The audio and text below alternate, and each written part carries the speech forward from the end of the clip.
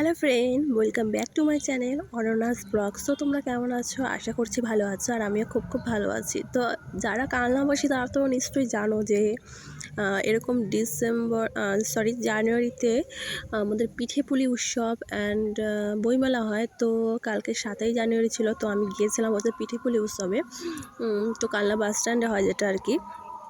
তো তোমরা যারা কালনা থাকো তারা সবাই জানো। তো আমি আমার স্কুটারটা নিয়ে বেরিয়ে পড়েছিলাম কালকে যাওয়ার জন্য। তো আমি একা নয়, আমি আর রিঞ্জা গিয়েছিলাম। তো দেখো মেলার ভেতর প্রবেশ করে ফেলেছি।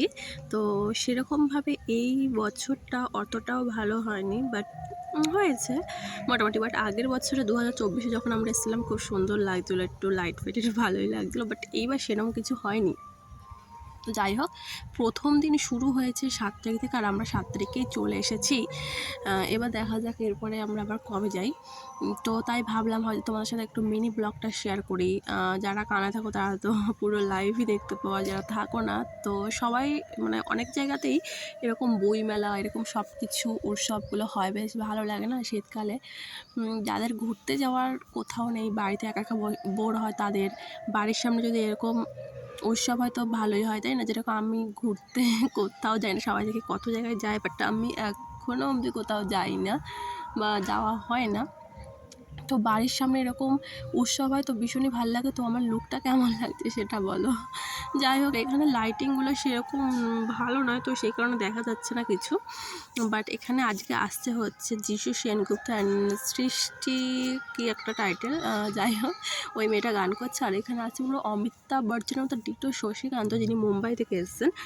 তো তিনি আছে, তো তাদের পারফরমেন্স আমরা একটু পরে শুনবো। তো আগে চলো মেলার পুরো মাঠটা দেখে নিই। এখানে কিন্তু বেশি লোক এখন নেই, বাট চলে আসবে, ওয়েট অ্যান্ড ওয়াচ। তো এখানে কিছু কেনাকাটির পালা। তো আমি কি কিনবো, এই গার্ডার ফার্ডার অনেকেই কেনা হয়েছে, তাই ভাবলাম যে সরস্বতী পুজোর জন্য কিছু একটা কেনা যাক। তো সেই কারণে আমরা কানের দেখছিলাম। তো এই কানেরটা আমার ভালো লেগেছে। তো তোমাদের কেমন লাগছে অবশ্যই কমেন্ট করে জানো। আর এত সুন্দর সুন্দর জুয়েলারি খুবই ভালো, মনে হচ্ছে সবই যেন নিয়ে নিই, বাট যত দেখবো ততই নিতে ইচ্ছে করবে, সেই কারণে আমি একটাই নিয়েছি। তো এই গোল্ডেন কালার জুয়েলারিটা তোমাদের কেমন লেগেছে অবশ্যই বলে। আর কার কার এরকম টাইপের জুয়েলারি পরতে ভালো লাগে সেটাও আমাকে জানিও। আমার তো খুব ভালো লাগে, বাট যেগুলো মোটা একটু সূচের হয় সেগুলো আমি পরতে পারি না, আমার কানে ভীষণই ব্যথা করে। বাট এমনি নর্মালগুলো ঠিক আছে।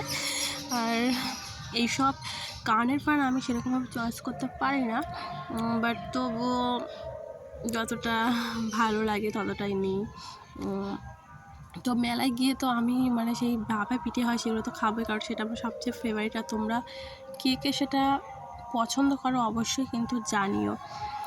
আমার ভাপা পিঠে অ্যান্ড পপকর্ন এই দুটো মাস্ট শীতকালে। আর গরমকালে এমনি পপকর্ন থাকে আর আইসক্রিম এগুলো থাকে, তো এই দুটো আমার খুব ভালো লাগে।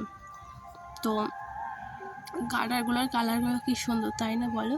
আর বাচ্চাদের খেলনা তো খুব এসছে। আর সেরকম বাচ্চাদের মানে চড়ার মতো যেরকম বড়রা যেরকম নাগরদোল্লা এইসবে চড়ে সেইগুলো আসেনি এবার, বাট ওই খেলার বাচ্চাদের জন্য সেগুলো এসেছে।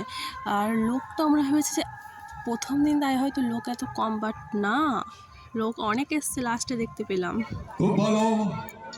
আরে আমি তোমাকে ভালোবাসি। তো অমিতাভ বচ্চনকে তো দেখলেই কেমন লাগলো অবশ্যই কমেন্ট করতে। আমার অ্যাকচুয়ালি অমিতাভ বচ্চন আমার মতো ডিটো দেখতে। তো আমাকে দেখো আমি কী করছি, মানে এতটা ভিড়, সে কারণে লাস্টেই দাঁড়িয়েছে, কারণ ভিড়ে ঠেলাঠেলি করার উপায় নেই, বাপরে এত ভিড়।